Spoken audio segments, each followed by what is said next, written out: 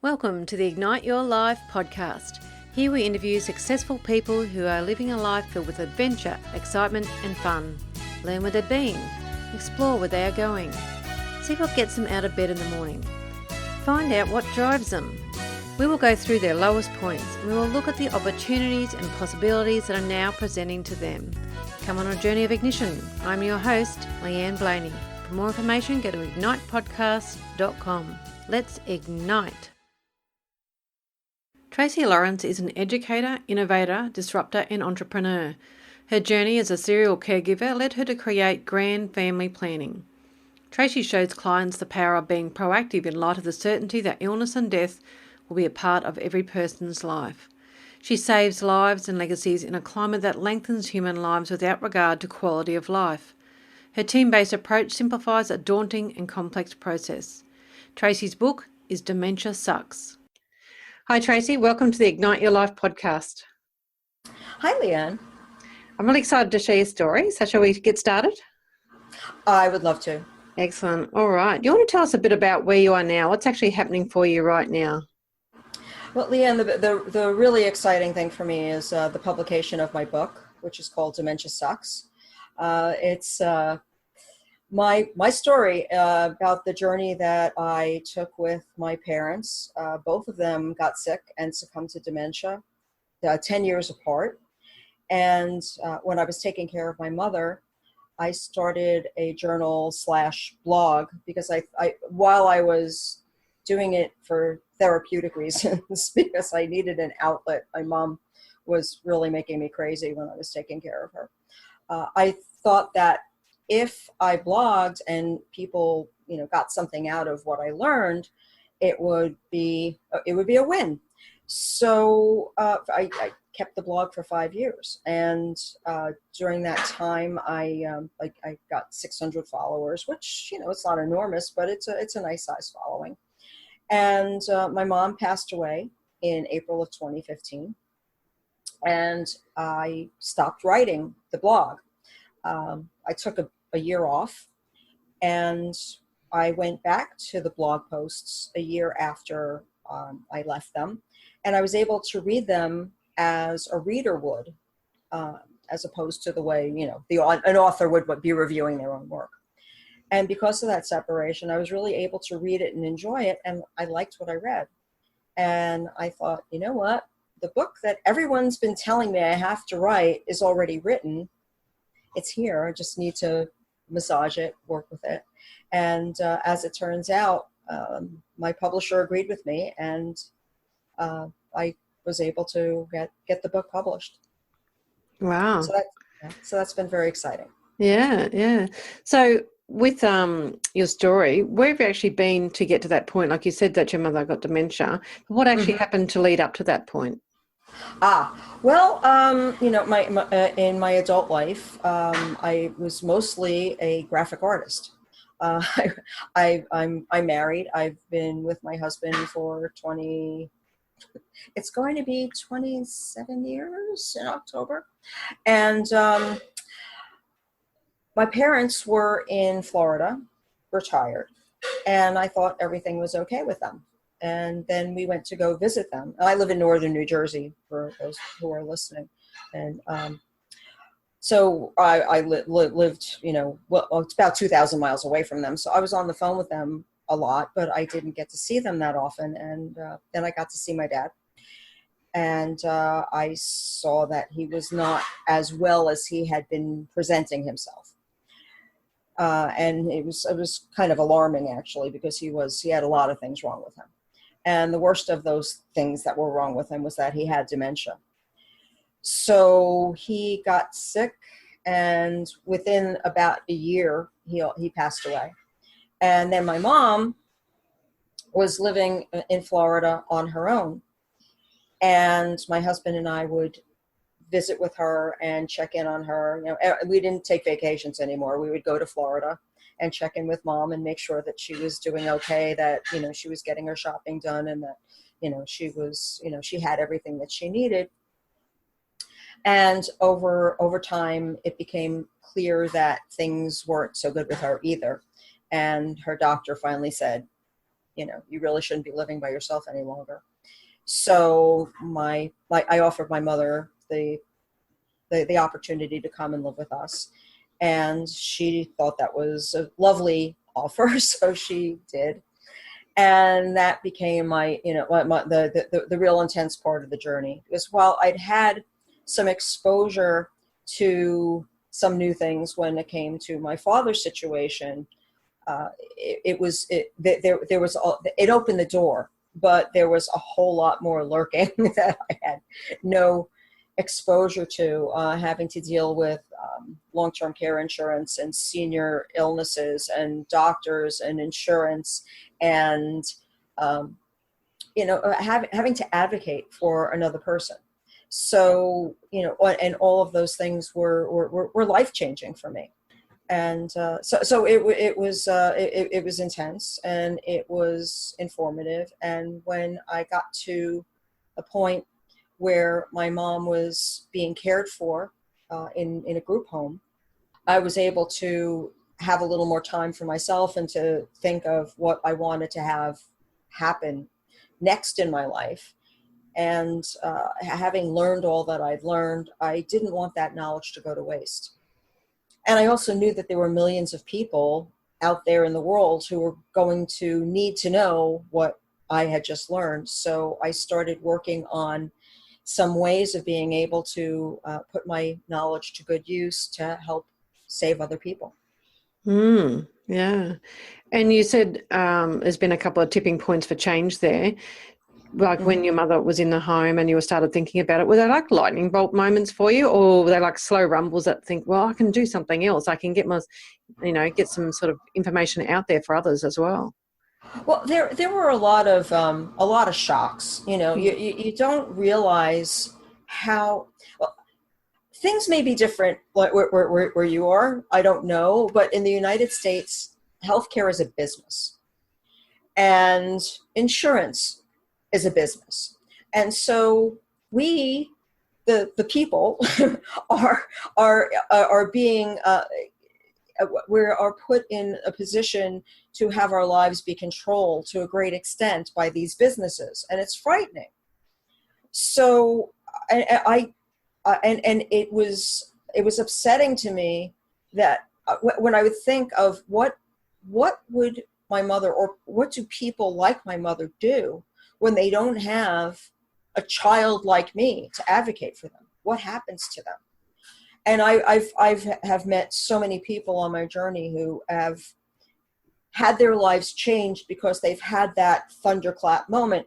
I made the acquaintance of a woman who sold long-term care insurance, and she had a brother who had cancer, and she had sold him a long-term care policy. He had so much difficulty getting his claim processed that he gave up. And, and she, his sister, also his agent, said, what's going on? And he said, I can't do it anymore. It's too difficult. And she said, that's ridiculous. And she she jumped in and she tried to help him. And she soon discovered it wasn't ridiculous. And they were giving him an extremely hard time. Here she was thinking that she was providing something really great for her brother. And not to say that she, her intentions were obviously honorable. But once you find out what the actual mechanisms are and the difficulty associated with having to deal with an entity that's trying to keep you from getting money that you're entitled to for something that you've paid for, it's very frustrating. And she actually started a business helping people file long-term care claims. So, those kinds of things are really shocking. And I also before my parents got dementia, I had no idea the depths and the complexity of what someone in cognitive decline is going through. And my mother became a violent person. She was, I called her a geriatric delinquent because she got thrown out of a rehab facility for threatening people with knives. This little old lady in her 80s who was very previously demure, would never hurt anybody. She felt threatened. So she was in the dining room and she picked up a stainless steel knife and she's like, "You want a piece of me?" So, and it got to a point where I didn't know what to do with her anymore, because there were, the facilities generally do not want to deal with someone who is violent, who could potentially present a liability problem, who could potentially hurt their staff, hurt other residents. So it becomes a problem. And then you have medication as solution, which is disturbing too, because all the medications that they offer people, like my mother, are extremely dangerous for them. Mm. You look it up on a website and it's warning, Risperdal should not be used in a person who is an elderly person with dementia. It could be fatal. And I'm looking at this and I'm like, what? But you talk to the doctors and then they make you realize, it's like, look, we don't have a lot of answers. So here are your choices. You can leave your mother in a psychiatric hospital for the rest of her natural life, where we can keep an eye on her and strap her down to the bed when she becomes violent. Oh, that's not happening. Or you can allow us to figure out which cocktail of medications we can give her, which will keep her calm so she can be returned to a more social setting. So I said, okay, I get it. We're going to go for the social setting. And, because we did that, she was able to have some quality of life for the last few years of her life. But all these things are so shocking. And until you get there, you don't realize what these things are and how they're going to affect you and how they're going to impact your loved one and you and your family. Yeah. So there seems like lots of challenges, that you come up with along the way. And you were talking about that brother of that woman who sold the insurance policies just giving up. Were there any challenges that you come along the way where you just felt like throwing in the towel? I think it was all too hard? Oh yeah. There were a number of times when my mom, when she was during that period where she was being moved around. She had been thrown out of rehab. She was in the psychiatric hospital. She was returned finally to her assisted living facility. And within 2 days, I was getting calls. Your mother is trying to run away from home, and you have to hire someone to watch her 24/7. So that's an extremely expensive proposition. And I found a different setting for her that was a much smaller place with much fewer residents, where her behaviors could be controlled environmentally. And so initially when I moved her there, I thought, oh, this is great. And she had a little romance like very shortly after she moved in, and it was really cute. The gentleman who she was involved with didn't have dementia, but he thought she was adorable. And his family was about to move him to another facility for more high functioning people, but he didn't want to go because he was crazy about my mom. All of that being said, within a few weeks of that arrival, she was miserable because she was much higher functioning than most of the other residents in the facility. And so she was upset and she was crying and she was begging me to go back to the other place. And so here I am thinking, I've made the right decision, but I am also feeling like I have my sixth grader well, I don't know if this correlates, but in the first grade, where she's just like, she's surrounded with much less able people, and she was very unhappy. But after some investigation and talking with a social worker who worked with her, and I called the Alzheimer's Association for support, because I just didn't know what to do anymore. I was like, running out of ideas, and the social worker said to me, "Do you agree that your mother's needs to be in this place?" And I said, "Yeah, absolutely. I mean, she's she needs the kind of care that this place can provide." And he said, "Well, then she's where she needs to be." And the ironic thing is that because she was in the right setting, her symptoms were being arrested. So she was functioning at a higher level. So because they were succeeding at being able to treat her well, she was unhappy with where she was because she was operating at a higher level. So, and all these things were very, very challenging. Yeah, definitely. So now that you've moved on and you've written the book and that, what sort of keeps you putting one foot in front of the other? Do you have a big vision for the book or getting the message out there? Oh yes, thank you. Great question. Yes, absolutely. I have been on a mission to get my book into the hands of very high level influencers. And I heard from Bill Gates's office last week, and they thanked me for sending him the book. He hasn't read it yet, but fingers crossed. Yes.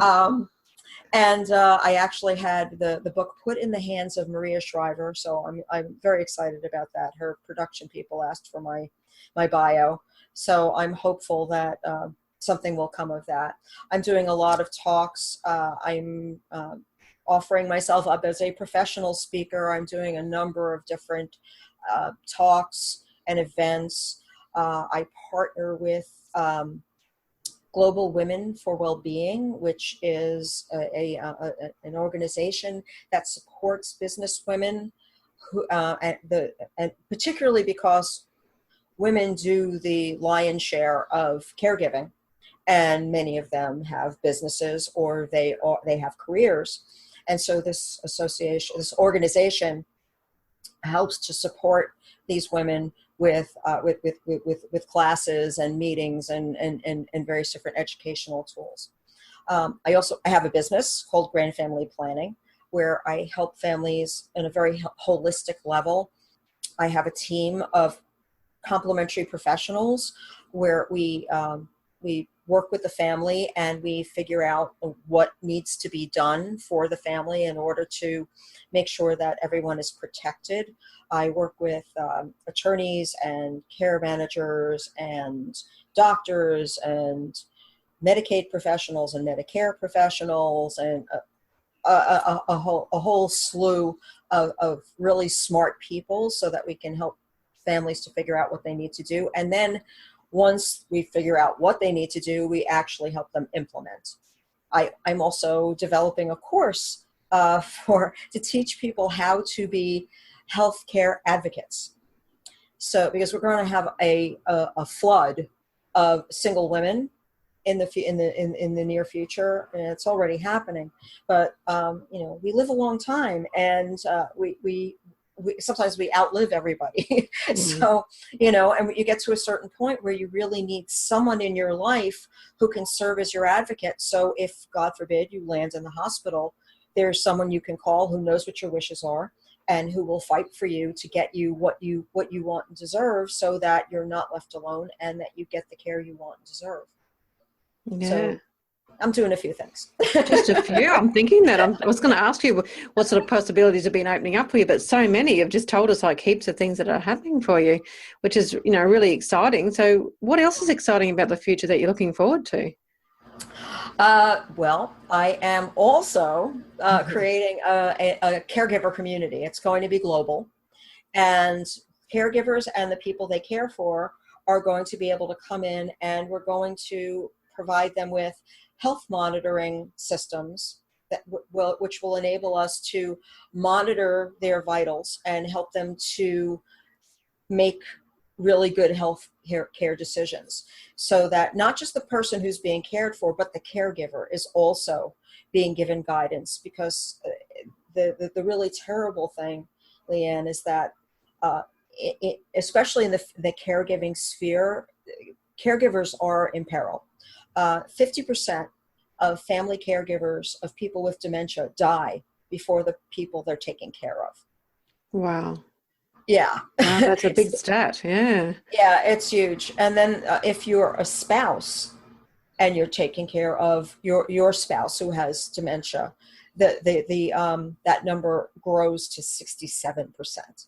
So we those people are in peril, and then of course the people they're caring for are in desperate straits, because who's going to take care of them? Mm. So I want to create this awareness in people so that they understand what the dangers are in caregiving, that there is a likely caregiving event coming somewhere in their life. If they have family, if they have people they care about, then the likelihood that they're going to be doing something in that sphere is very high. And, because we're living longer and more of us are getting chronic diseases for a very long time and dementia for a very long time, we need to live as if that's going to be part of our picture. And if it's not, well, hooray.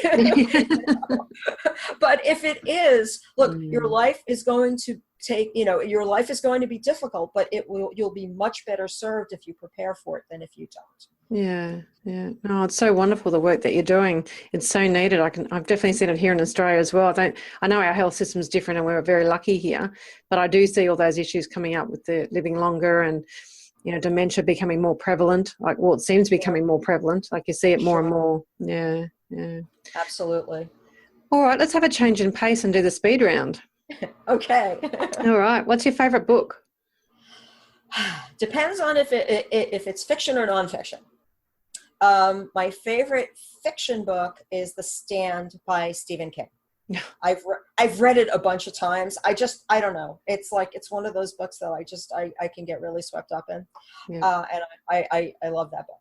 And nonfiction, there's a book called Thinking Slow and Fast.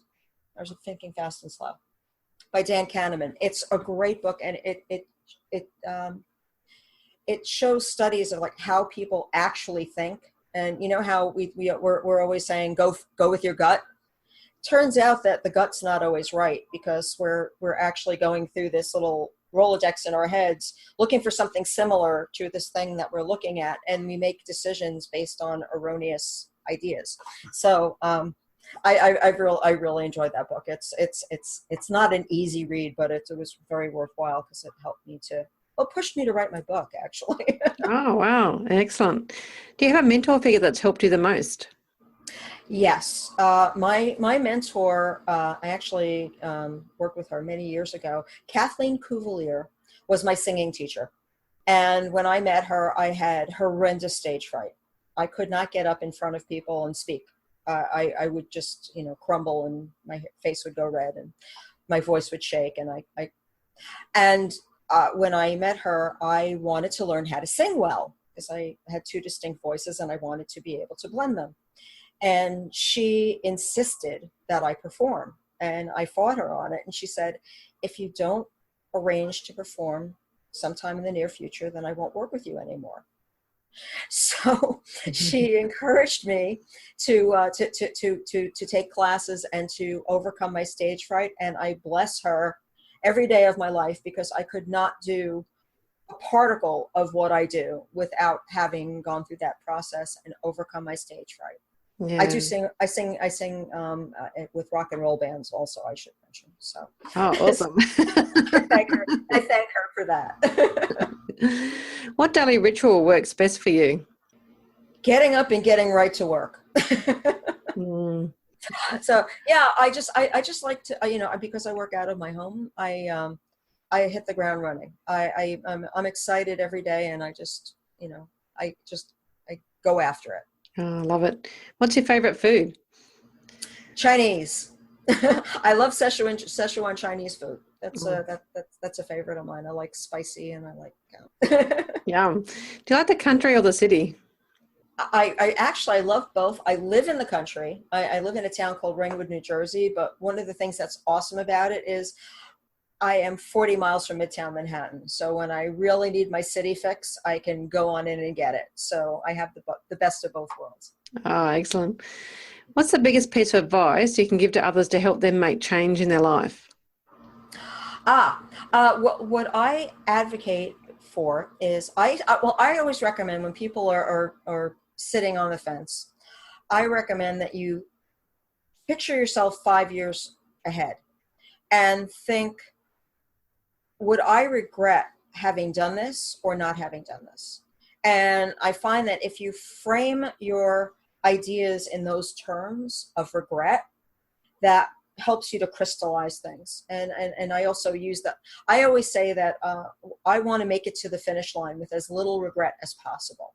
So, anytime I have a difficult decision to make, I think, okay, I'm on my deathbed. Do I regret having done it, or do I regret having not done it? And that the answer becomes pretty clear most of the time. Oh, that's fantastic. I love that one. Thank All you. right, last question. If you had a time machine, what would you go back and do differently or tell your former self? I would go back to when I was 6 and tell my 6-year-old self that all those bullies who are bugging you are jerks and they're just jealous of you. And you'll outgrow it. So, and you'll have the last laugh. So stop worrying about that stuff. Yeah. Oh, that's great. Well, thank you so much for your valuable time today, Tracey, and sharing your story. I really appreciate it. Would you like to give us the best place to contact you, and we'll end it there? Oh, sure. Well, if you want to email me, my email address is grandfamilyplanning@gmail.com. And you can also go to my website. It's grandfamilyplanning.com. And I have lots of great resources, and you can contact me right off of that website. Excellent. Well, thank you very much. Thanks so much, Leanne. It was such a pleasure. I'm glad we got to meet and have this conversation. Igniters, Tracey is on an amazing path of advocating for caregivers and those who have difficulty speaking for themselves. She believes that when you make it to the finish line, let it be with as little regret as possible. You can contact Tracey through her website, grandfamilyplanning.com.